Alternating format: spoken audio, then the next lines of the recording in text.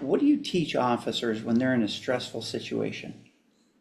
When they're getting triggered by maybe something the suspect's saying or doing to maintain their cool? What are you teaching down in Memphis? And so one of the things that we teach is, just pass it on to someone else. All right, because you can transfer that prisoner. Tell me more about that. And so, okay, pass it on. Yeah, move the prisoner over, have somebody else transport it. Right. Yeah. It's no need to stay there to make the situation. We're not gonna throw any more gas on this fire. And I get it. This guy's he's probably gonna be upset at the next officer, but at some point, he's gonna finally get to where he needs to get to if we all act in a professional manner.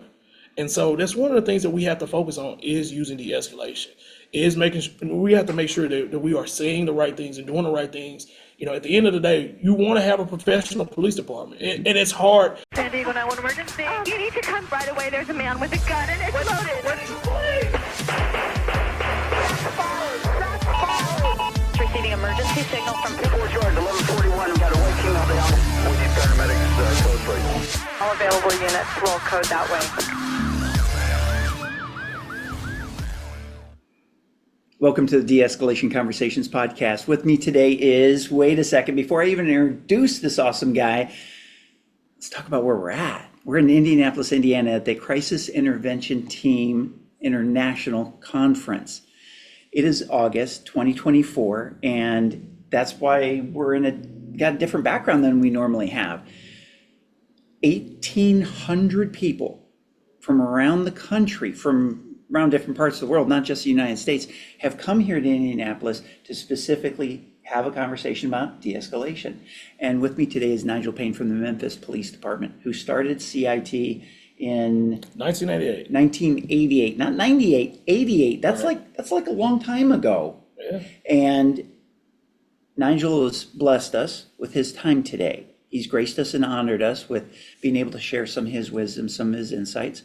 And so thank you for being on the show. Thank you for having me. I really do appreciate it. And I'm sure everyone that follows your channel, I'm sure they appreciate it also. So I'm glad to be here.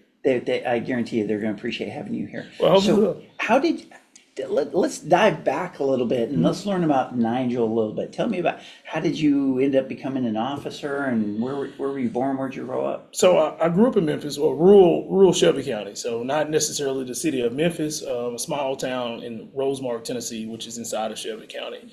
And we have about 16 acres of land out in Rosemark, Tennessee. And so I got really involved in mental illness with my grandmother. My grandmother was diagnosed with schizophrenia.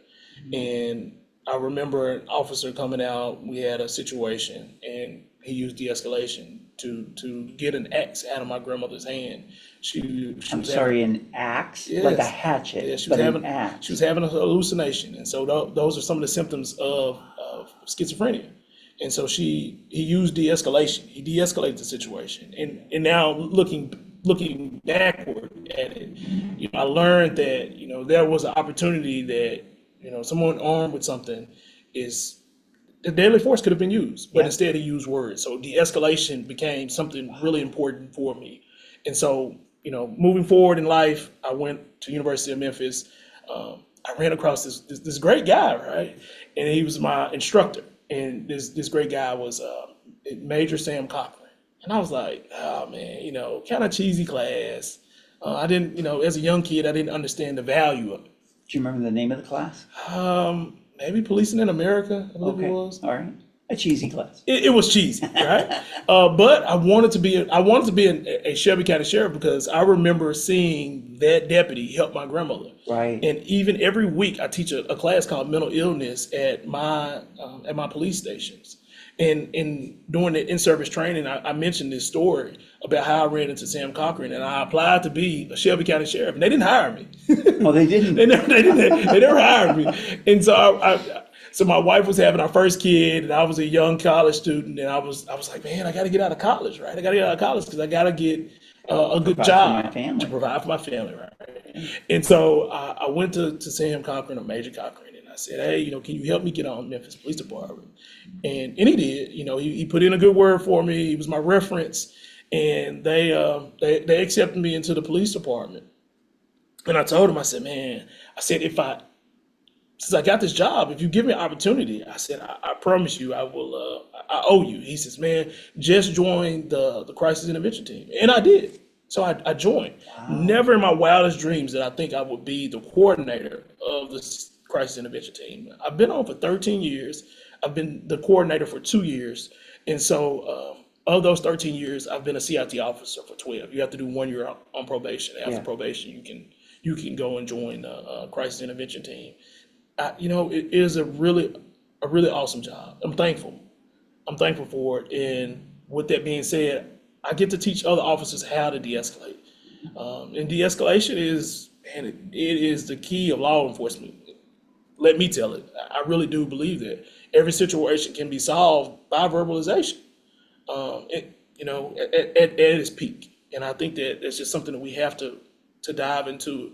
So I want to spread that. I want to spread the importance of why de-escalation works. And I think that Memphis having so many issues.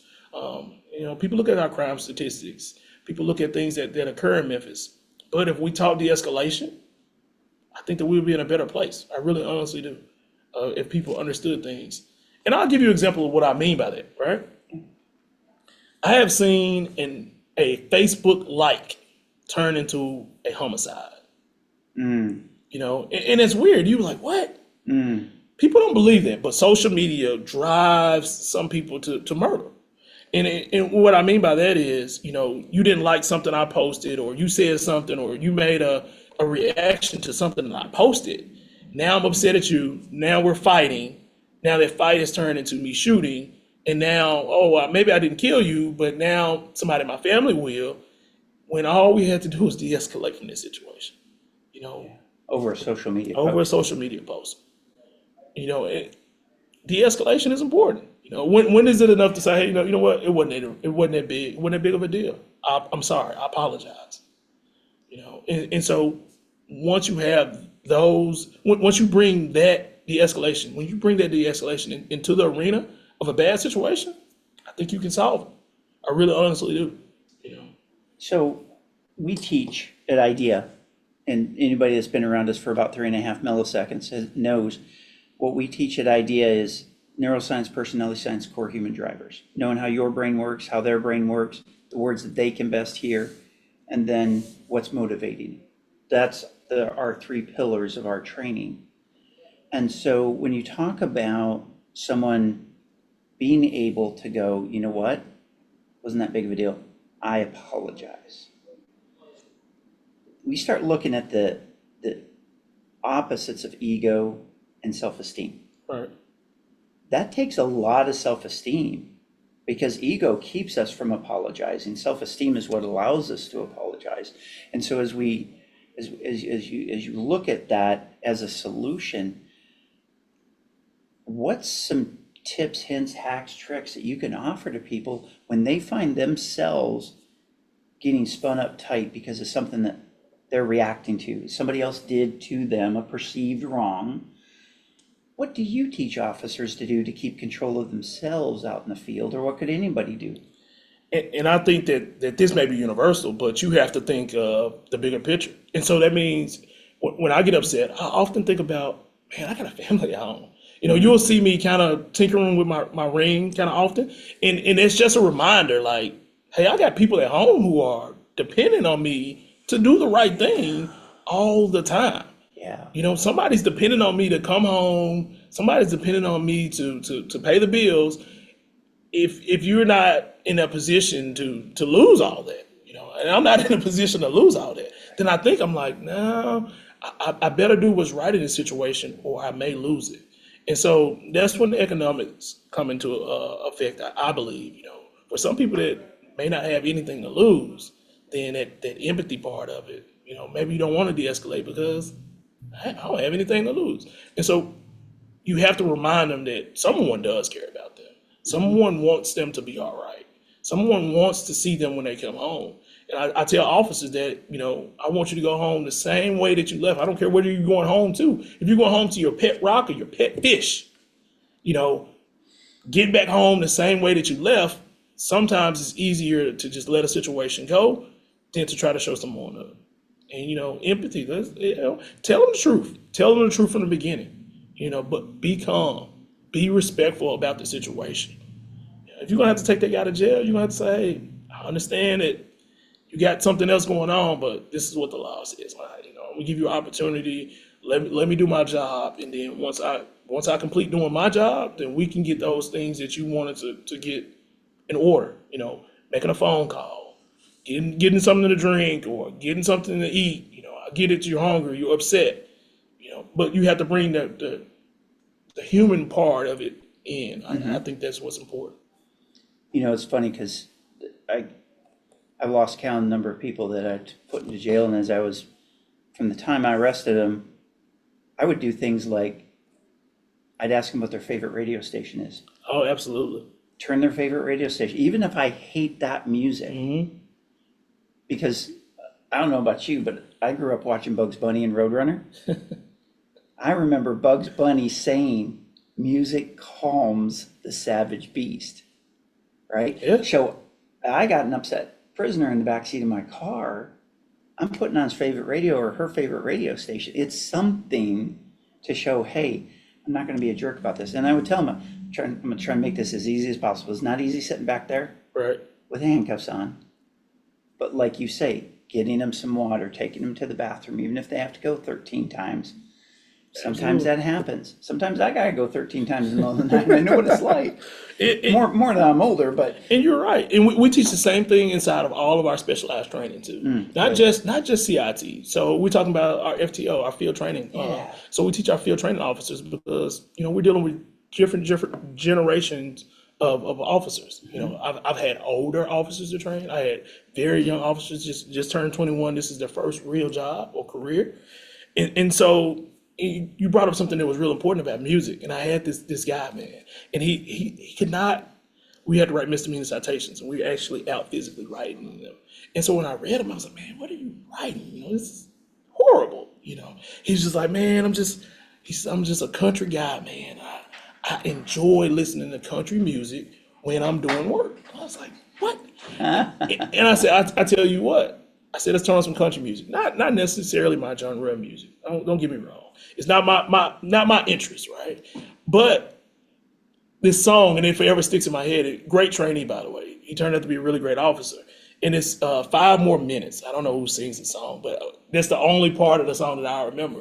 Because every time I would tell him, like, man, hurry up. Let's finish this misdemeanor citation. He said, I just need 5 more minutes. And it stuck in my head because he just said, he was singing a song, but he really did need more time writing the misdemeanor citation. But the music helped him get through the situation. Wasn't what I enjoyed listening to, but for 20 days, all right, man, 20 days, I sucked it up because he became a better officer. And it's not 10 hours that 20 days. It's here and there. Right. It's just here and there. He turned out to be a really great officer. I'm very proud of him. We still talk to this day. Officer Scott, he's a really good guy. And so, in situations like that, de-escalation, and you have to do it in every part of your life, though. You have to live it. You have Let's to talk about that. You have to do it in every part of your Tell life. me more about that. And so even, hey, married, I have to go home and sometimes I have to say, all right, well, it's not a big deal. And I'll give you a prime example of that.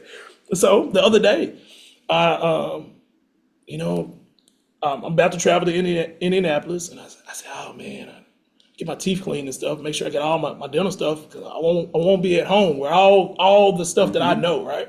And so I go to the dentist, I get my teeth cleaned, and the lady says, oh my God, you have 3 cavities.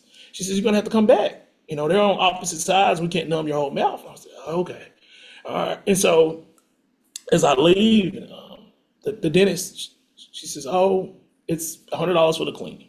I said, all right. I didn't think anything of it. It's a new dentist. My wife had referred me to them. And so I went back and I got the 2 fillings, or the 3 fillings, there was 2 on each side.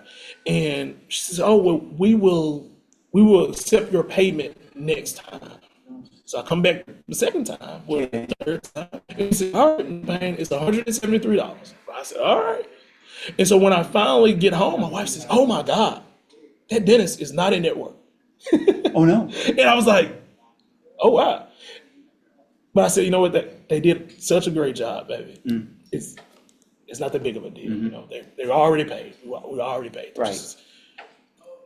Well, this would have been free had we went to an in-network doctor. I just referred you there because they had really good reviews.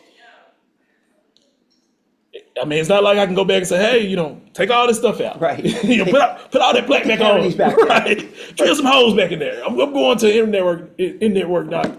And so she was like, oh, I'm so sorry. I know, we got kids going to private school this year. And she was like, oh, we just, there was money Watching wasted. budget. Right. Yeah. And I said, yeah, well, no need to be upset. It's all right. We're going to de-escalate from this. And that's part of de-escalation. It's no need to get upset. Well, it's the big spent. picture. Yeah. It's the big picture part of it. Right. And, sometimes, so one of the things I talk a lot about is intent versus impact. Mm-hmm. Now, intent matters, Right. but not in the moment. Right. Intent matters, that's more of a consistent, constant thing. Where's your heart at? Where are you coming from? Who are you as a person? But in the moment, it doesn't matter what your intent is if the impact that you have is hugely negative. And so when someone has that impact and it creates that initial fear response, Amy, our amygdala kicks off and our brain isn't working the way that we normally like it to be working. Right. We're in survival state. We're not in executive state like we are right now. What do you teach officers when they're in a stressful situation? When they're getting triggered by maybe something suspect's saying or doing to maintain their cool? What are you teaching down in Memphis? And so one of the things that we teach is, just pass it on. Pass it on to someone else. All right? Because you can transfer that prisoner. Tell me more about that. And so, okay, pass it on. Yeah. Move the prisoner over, have somebody else transport it. Right. Okay, yeah. It's no need to stay there to make the situation. We're not gonna throw any more gas on this fire. And I get it. This guy's he's probably gonna be upset at the next officer, but at some point, he's gonna finally get to where he needs to get to if we all act in a professional manner. And so that's one of the things that we have to focus on is using de-escalation. We have to make sure that we are saying the right things and doing the right things. At the end of the day, you want to have a professional police department, and it's hard. It's almost hard to say, in this day and time, because we see a lot of it. The media maybe feeds the inconsistencies of police departments and some of the bad things that they do. We have some guys out here doing some awesome work, not just CIT. We're talking about some great guys who are just out here just really doing some great work. And as a police officer, you got to understand that, hey, they're never going to invite you to the cookout because you're doing a great job. All right, you're never going to get a good attaboy party. But the minute you do something that's bad, it's going to be blasted across the news, and we understand that. Yeah. Some of our toughest critics call us every day. And the people that maybe love us or really do appreciate the hard work we do, they never use our services. Right. And so we have to understand that. And even in those same sayings, we have to be mindful and appreciative of both parties. And I tell anybody that I interact with, the crisis intervention team, we thrive on good commentary, negative commentary. We thrive on commentary. We want to know what we can do better. Mm-hmm. What do we do wrong? We want to hear from our customers both sides of it. Because if you tell me, hey, man, I didn't like that you stuttered, or maybe you mentioned this ADHD too much, or maybe you mentioned mental illness too much, or you didn't provide enough information, I got you. I want to make sure that we are providing the best service possible moving forward. Yeah, tuck that in for the next time. Right. Every day I wake up and I say, man, how can I be 1% better? What can I do to be 1% better? Because then it adds up. I don't wake up and try to be 50% better. Right. And I set goals, and I try to stick to them. Short-term, long-term goals. Try to make sure that we're meeting some forms of expectation every day. And I think that's important. Absolutely, that's important. One of my favorite coaches, I've talked about him before on the show, Todd Durkin. You can follow him and find him at todddurkin.com. An amazing, amazing man. He was the one that I learned that from, 1% better every day. Oh. Because what do you got at the end of the year? It's not 365%. Right. Because it's compounded. Right. And Absolutely. you think it's just a little bit. And we can go either direction with that. We can get 1% better or 1% worse. Right. I definitely agree with you. I wholeheartedly agree with you there. And so that's just something that I try to focus on. I try to teach everybody else. but also living by the model of leading by example. You know, as a coordinator, administrator, I'm no better. I'm not in the rank structure of the Memphis Police Department, so I'm not like a supervisor. I'm just a administrator of the CIT program. So I crunch the numbers. But Monday through Friday, that is my primary job. But on the weekend, I work the weekends. I actually go out in the streets and I put on a uniform and I see what the officers who are inputting this data 40 hours a week or more are actually doing. And for them, they think that's awesome. For me, I think that it is a help on both sides. So if an officer, CIT officer, needs to take off, of course, I'm there to fill that spot for them. That's awesome. Also, the same thing with a field training officer, because I'm in a specialized unit. I can actually fill in for field training officers also. And so I'm always trying to figure out how can we be the best form of us. And that's the same thing in de-escalation. Every day I try to wake up and figure out how I can be the best form of me. And so when I say you have to transform that in every part of your life, that's what I mean. At work, you want to be the best form of the police department that's paying you. At home, you want to be the best form of you as possible. You know, you want to live in your premium happiness, if you will.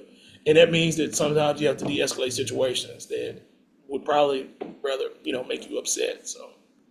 So do you have any, because we're big on relationships, we have a relationships transformation course, we're always helping, because whatever you experience at home, you end up bringing to work with you, Right. and vice versa. You bring that, Right. you can, if you're not intentional about it, bring that stuff home.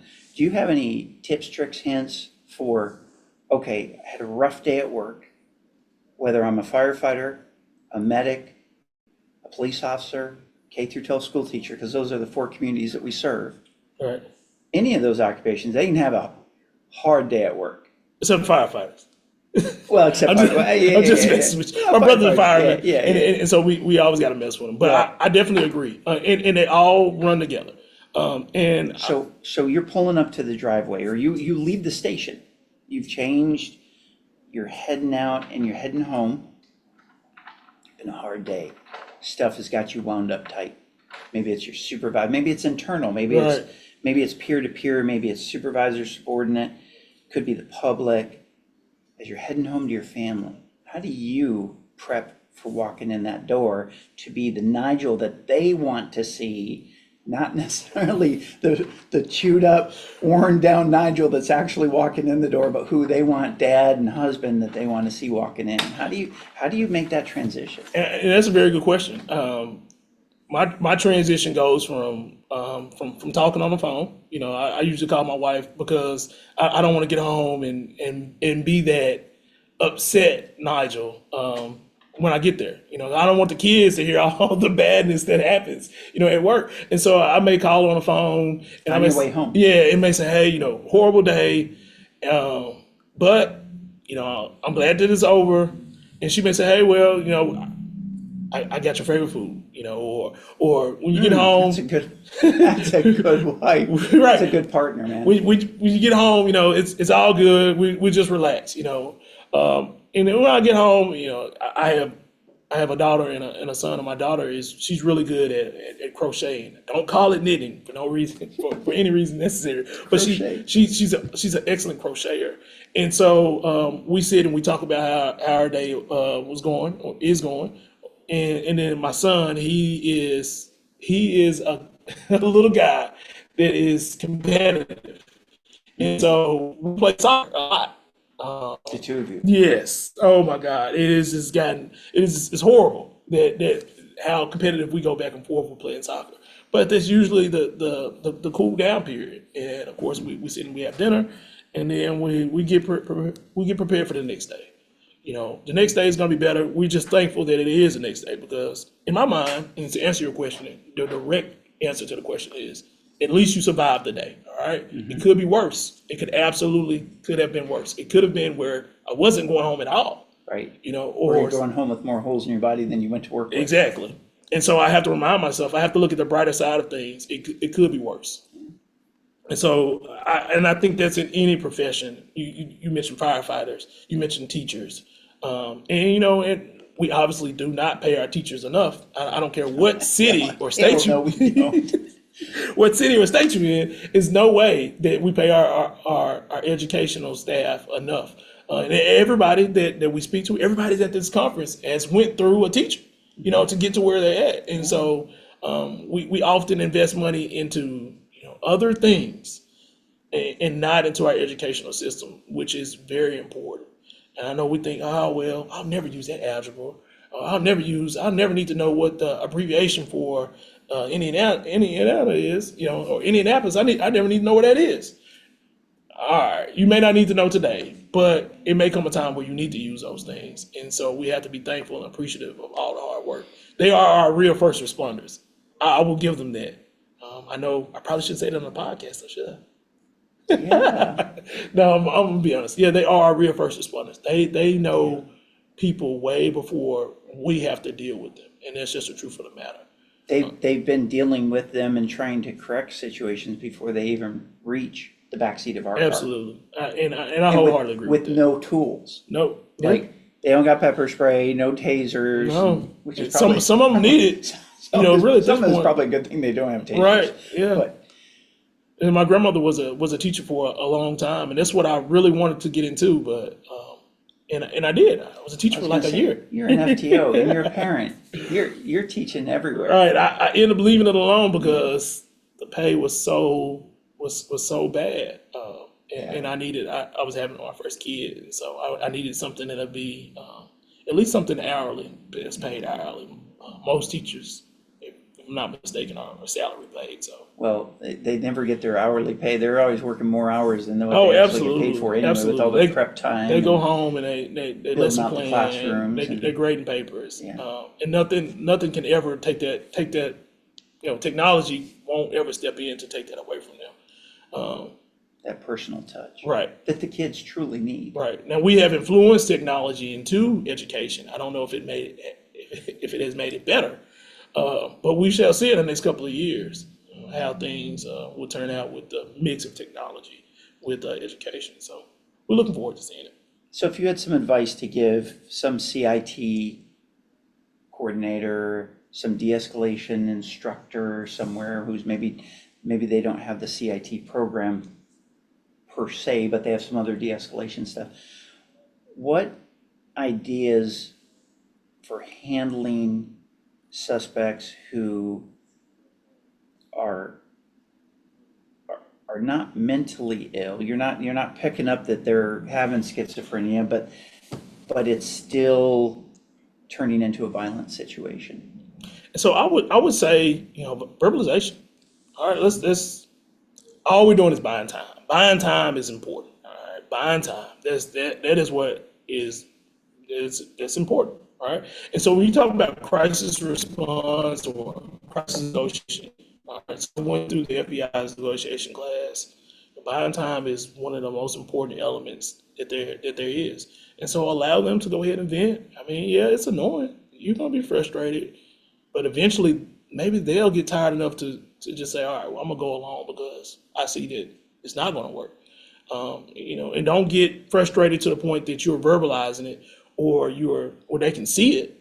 Just by the time, allow them to vent their frustration, but also stand firm with what you started with. If it's your agency's policy, if they put handcuffs in the back, explain it to them. If it's your agency's policy that they have to be arrested on a domestic violence case, explain it to them. Say, hey man, this is the policy of the police department. It's not something that I want to do. While we have discretion on things such as speeding tickets or someone who may be littering, a misdemeanor that is not committed in my presence, in these particular situations, I'm following the policy because I'm human too. I have a family at home also. And I want to get back to that family. I want to get you through this process. It's not the end of the world. You're probably not going to jail for a lifetime, but you need to get through this process. And so you have to use their words against them. So a bounce back redirect of what they are presenting. If they're saying, oh man, I can't go to jail, I'm gonna lose my job. Well, you may say, if we get you down there in time, maybe you can call in and let them know that you won't be able to make it tomorrow. You won't lose that job. Let's get you through this process so that you won't have to face so many other issues that you got going on. Or let me get you through this process so perhaps we can get you to a phone. I can let you use a phone where you can call someone and let them know what's going on. All right. We get it. People have bad moments. We don't necessarily have bad people. People have bad moments, they make bad decisions, and then we're there to either rectify the decision or bad moment, and or change the direction of what happened in that particular situation. So we want to be the best version of our department moving forward. Yeah. You mentioned something a moment ago that's really profound, which is we're buying time, because when they're on level 12, they've shot past 10. Yeah. That takes a tremendous amount of energy to maintain. Yeah. And so for someone to stay wrapped up tight, just where they're losing their mind, a very, very amazing person I know, her name's Dr. Joan Rosenberg. She wrote a book and she has what she calls Rosenberg Reset.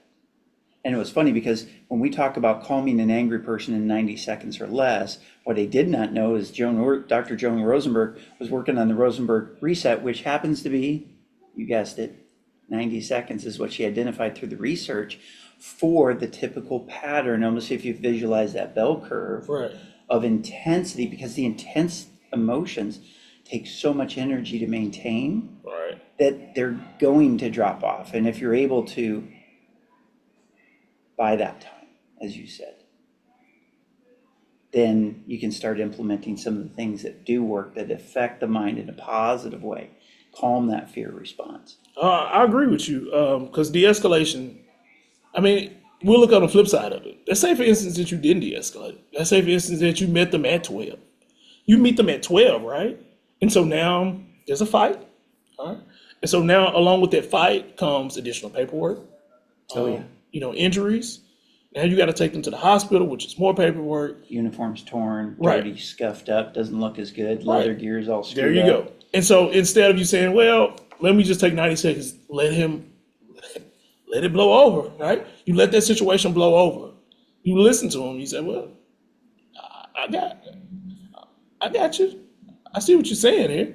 You may not want to say, I understand. Right. We try to stay away from that. Try to stay away from that. We know it's a term that is often used, but you don't want to get into the jam of you saying you understand something that you hadn't experienced, and so you humanize the person. You let that part, you let them be human, and after they get done, what we may consider a temper tantrum, right? After they get done with it, you say, all right, well, these are the next steps. Explain the process. Everybody wants to know the process that they're going through moving forward. And if you explain the process, sometimes explaining the process is the same thing as that de-escalation of, and this is where we're going from this point on. Well, an analogy that I draw, that when you don't know when something's going to end, that's the worst part. Right. Like when we can look back at COVID, we can look at the shutdowns. Right. And we can go, okay, yeah, it was a long time. Yeah, it really sucked. But when we were in the middle of dealing with the pandemic, not knowing what was going to happen, not knowing when the shutdowns were going to end, if they were going to keep coming and going, if we were going to be able to buy toilet paper at some point, that was the worst part of it.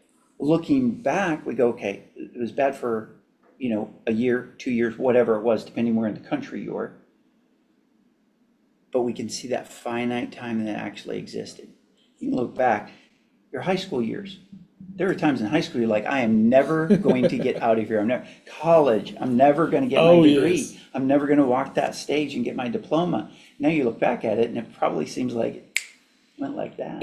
And I felt that same way when I was working in my master's degree program at Bethel. It was during COVID. I was like, well, not very much else to do. At least I can do this online. It's not a bad time. Right. But it was a great time, right?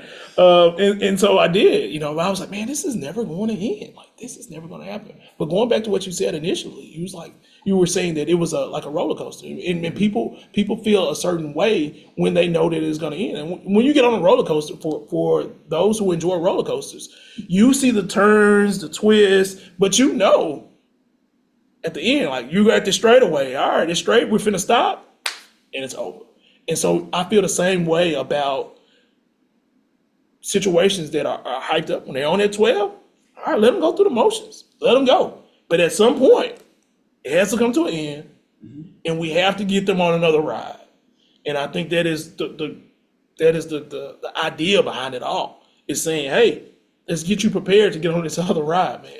You've expressed those emotions. You went up. You made some flips. You made some turns.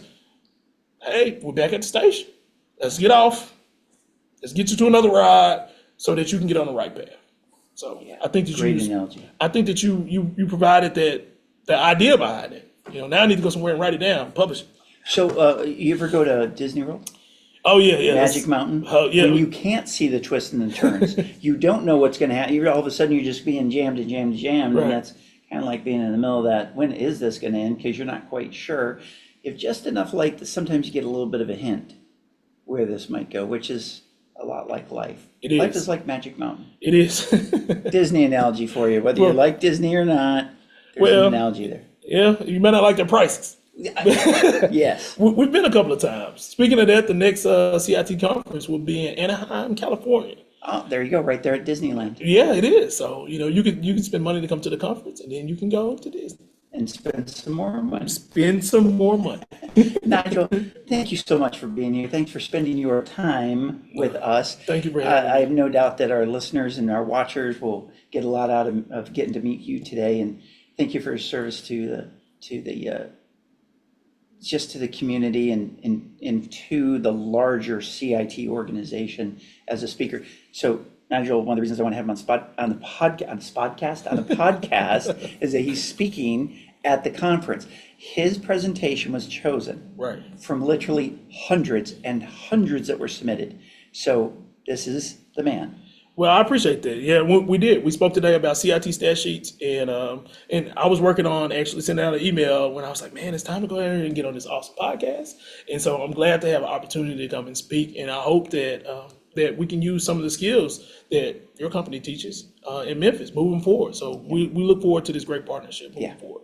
Thank you, Nigel. Thank you, sir. Appreciate it. All right. Stay safe. Yes, sir. Thank you. And to our listeners, as always, we have tons of things available for you at theidea.world. Come check us out. We've got advanced de-escalation training. We've got relationships training. We've got street racing training. We've got de-escalation for traffic stops training. We got a ton of stuff. Whether you're a school teacher, firefighter, a medic, or a police officer, we can help you out. Until next time, stay safe. You found a lot of great value in this episode of the De-Escalation Conversations podcast. Please be sure to go to our website, theidea.world, THEIDEA.world. On that website, just click on the link that resonates with you most. If you're a K-12 educator, if you're a firefighter, medical services, law enforcement, flight attendants, whatever industry you're in, we have specialized training for you. So check that training out, because literally it can save your life, it can save your relationship, it can save your career. So check out theidea.world. And I look forward to seeing you soon. Take care. This is Kerry Mensior, and thanks for watching this episode of the De-Escalation Conversations podcast. I hope you got some great insights that you can use right away. But don't stop here. Click that video link above and keep the momentum going with another powerful episode. And hey, if you haven't already, please hit that like button and the subscribe bell so you never miss an episode. New strategies, new stories, and new ways to connect coming your way every week. See you in the next episode.